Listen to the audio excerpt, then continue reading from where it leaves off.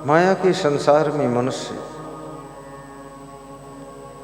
बचपन से कुसंगत में पड़ करके जो दुराचरण पशु नहीं कर सकते हैं, जो गलतियां पंछी भी नहीं कर सकते हैं, जो भ्रष्ट कर्म कीड़े मकोड़े भी नहीं कर सकते हैं, वो सब मनुष्य कर देता है। जब कभी कोई जन्म का पुण्य उदय होता है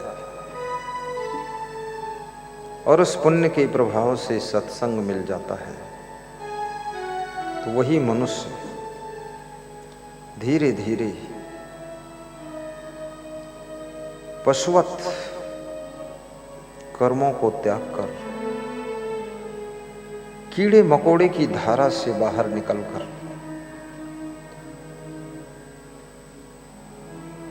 चिड़ियों जैसी जिंदगी को छोड़कर मनुष्यता को प्राप्त करके देवी और देवता की जिंदगी जीना शुरू कर देता है। पूर्व विधायक जी अभी बता रहे थे, हम सब मनुष्य हैं, मानव हैं, इंसान हैं। बिना बताए हुए एक दूसरे को हम नहीं कह सकते कौन जाति का है, कौन मजहब का है, कौन संप्रदाय का है। जाति पाति मत मजहब संप्रदाय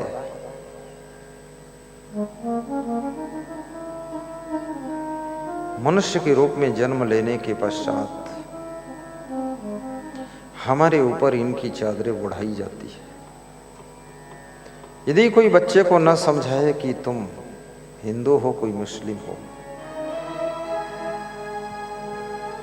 तुम ब्राह्मण हो कि क्षत्रिय हो कि चंदेल हो, वो बच्चे को कुछ भी पता नहीं है। लेकिन बच्चे को बचपन से ये सब समझाया जाता है, पर ये समझाने वाला कोई नहीं है कि तुम बेटा मनुष्य भी हो।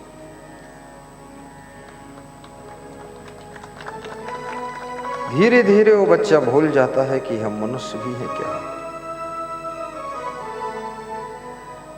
ये सब जाति पाति मत मजहब संप्रदाय भेदभाव की चादरों को ओढ़कर इंसानियत छिप जाती है, मानवता छिप जाती है और धीरे धीरे जो मनुष्य मानवता से वंचित हो जाता है उसके जीवन में फिर पशुता प्रवेश करती है, दानवता प्रवेश करती है, उसके जीवन में फिर नीचता प्रवेश करती है। नीच वह है जिसके द्वारा नीच कर्म संपादित होते हैं। ऊंची काष्ट का वह है जिसके द्वारा उच्च आचरण का जन्म होता है। विधायक जी की ये बात भी अच्छी लगी और अभी वो भी छोटी उम्र के हैं, लेकिन बहुत कुछ सीख लिया है, अनुभव बहुत हो गया है। क्योंकि संसार में धक्का मुक्की बहुत है, जीत भी है, हार भी है, धोखा भी है, धक्का भी है, मुक्का मुक्की भी है। सब आदमी को आदमी सिखा देता है। अपने आदमी भी धोखा देकर हरा देते हैं और पराये आदमी जो है और ढकेल के नीचे गिरा देते हैं। तब होश आ जाता है कि आदमी की परिभाषा क्या है। और आदमी को आदमी आज तक समझ ही नहीं पाया है, क्योंकि रामायण की तो सीमा है, गीता भागवत की सीमा है, लेकिन आदमी एक ऐसा स्वयं में शास्त्र है जिसकी कोई सीमा नहीं है। हर रोज मनुष्य एक नए अध्याय को जन्म देता है, नए स्कंद को जन्म देता है और हर रोज नया आयाम खोलता है, हर रोज नई प्रतिभा के साथ में संसार में प्रवेश करता है। आज जिस प्रकार के आदमी से तुमने प्रेम किया है, कल वही आदमी बदल चुका होता है। तुम सोचते हो रात में कि वही आदमी है, पर कल वो नया आदमी आ गया है। चेहरा लगभग वही है, चरित्र लगभग बदल चुका है। बस वहीं पर तुम धोखा खा जाते हो।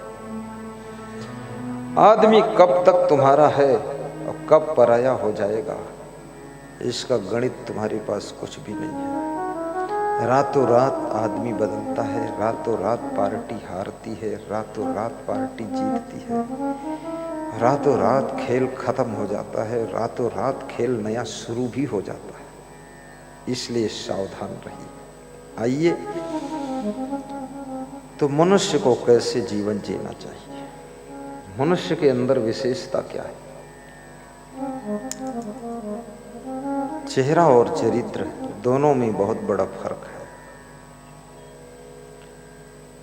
चेहरा तो बहुत लोगों का सुंदर होता है, हीरो हीरोइन का चेहरा बहुत सुंदर होता है, लेकिन उनके चरित्र का कोई ठिकाना नहीं होता है। राम का चेहरा, शिव जी का चेहरा, कृष्ण का चेहरा सांवला है, बहुत सुंदर नहीं, लेकिन उनका चरित्र सुंदर है, विचार सुंदर है। इसीलिए वे भगवान कहे गए, महान कहे गए, पुरुषोत्तम कहे गए और सबके प्रिय त्रिलोकी नाथ कहे गए, जिनके चरणों में सब नर नारी आस रखते हैं। जब मनुष्य अपनी ताकत को आजमा कर भी हार जाता है, तब भगवान को एक बार पुकारता है कि हे प्रभु, अब तेरा ही आसरा है, अब कोई नहीं है मेरा, अब तू ही है मेरा, अब मैं हूँ तेरा, अब मुझे तो ही संभाल, नहीं तो ये दुनिया तो मिटाने को तैयार है, अब क्या करूं। और ये भी याद रखना, मनुष्य की कीमत मनुष्य के गुणों से होती है। आपके अंदर कौन कौन गुण है। दूसरों से लड़ाई तो बात को शुरू होती है, पहले आपको अपने अंदर जीत हासिल करना है। मानुष तेरा गुण बड़ा, मांस नावे काज, हाण न होते आभरण, त्वचा न बाजन बाज। कबीर साहब बहुत बड़ी बात कहते हैं अपने मौलिक ग्रंथ बीजक में कि हे मानो, तेरे गुणों की महिमा है और तेरे गुणों के कारण ही तेरी शोभा है और तेरी कीमत है, तेरा सम्मान है। शक्कर में यदि मिठास का गुण ना होता तो शक्कर को कौन 40 रुपये किलो खरीदता और कौन दूध में डालता उसको। क्या नमक में दूध डालते हो तुम? कभी नहीं, लेकिन शक्कर डालते। नमक तो सस्ता है, रंग सफ़ेद उसका भी है। शक्कर महंगी है, रंग सफ़ेद उसका भी है।